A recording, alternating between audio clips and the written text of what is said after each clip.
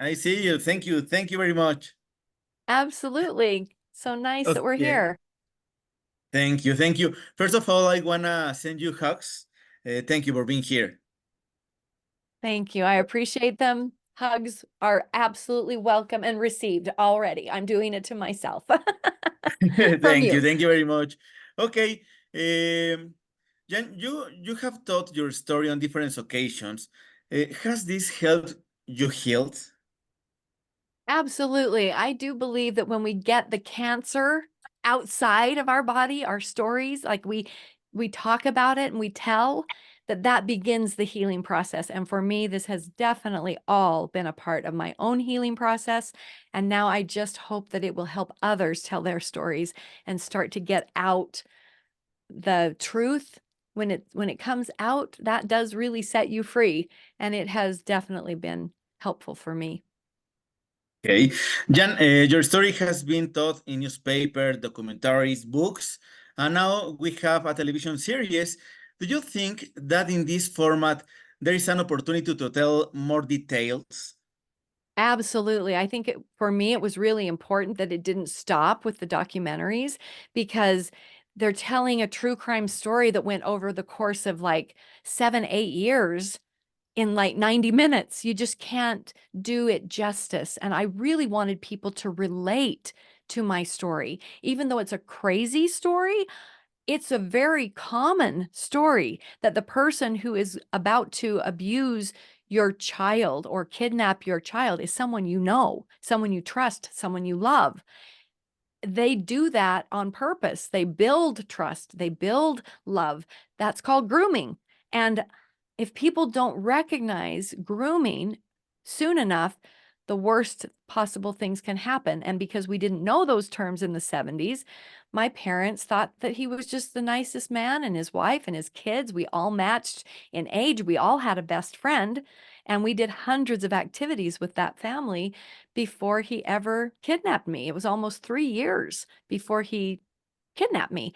And he already had another little girl that he was, abusing in our town. Again, somebody that knew him, and the parents knew him, but didn't know because he was so good at being a trickster, so good at being a con man. He was a master manipulator. Okay.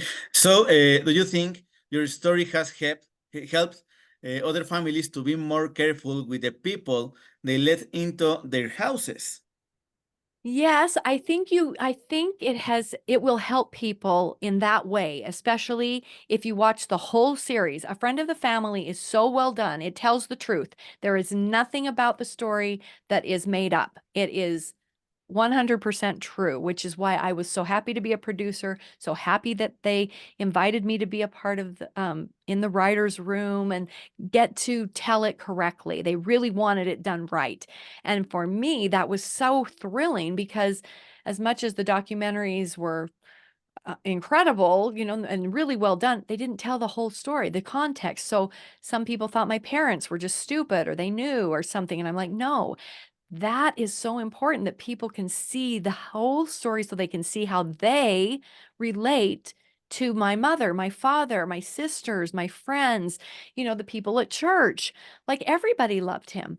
And that is true with most predators. There's somebody that they know. It's only about 1% of the time that it's a stranger. So 99% of the time, it is someone who is close to the family in some way, or they're the coach of your child's, sports team, or they are, somebody that's in the clergy at your church, or they're just another person that goes to church. Because of course, if you all go to church together, you can trust all those people, right?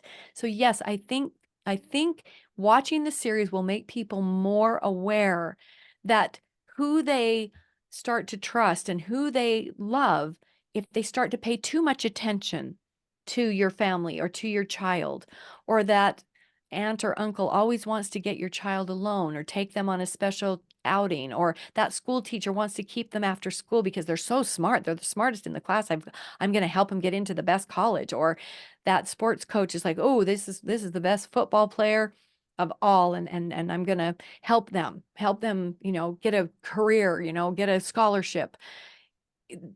there is something wrong when a person takes special interest and too much time with your child. And it can be in your family or in your school, community, wherever. And you need to have your awareness heightened Yeah, that that's not normal.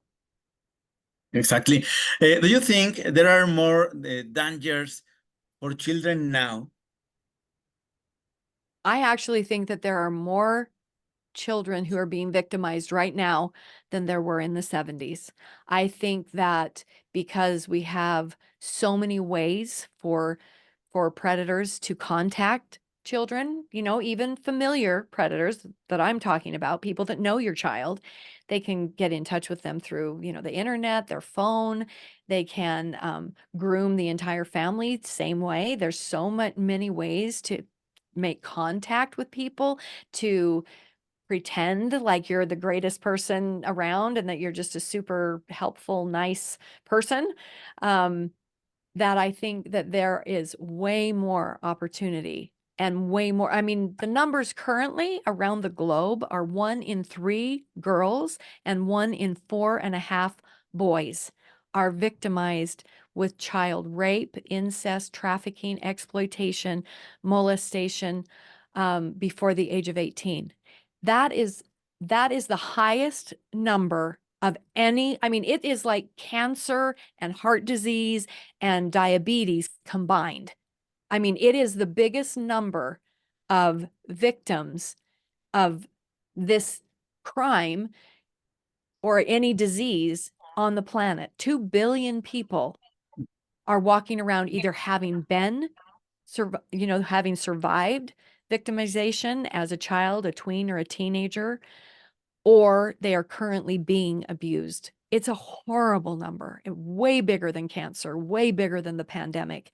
And the first step is to tell our stories so that people wake up and that, you know, the person in the family who's been abusing kids gets put in jail. We have to stop the abusers. And the only people that can do that are adults, adults who will see the signs, who will get involved, who will tell instead of telling kids, oh, don't talk about that. We don't talk about things like that. That's the worst thing you can do to a victim who's been abused. It's the number one way to make sure that that child or that teen is victimized again.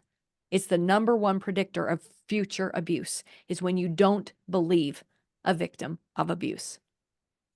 Jan, thank you very much. Thank you for your words and for being here. Thank you very Oh, much. you're so welcome. I'm so happy to have had this interview in my book, The Jan Broberg Story. It's being translated into Spanish right now. So for all my hermanos y hermanas in Latin America, This is a great news. I'm very Thank you. excited. Thank you Yes. very So much. thank you. Bye.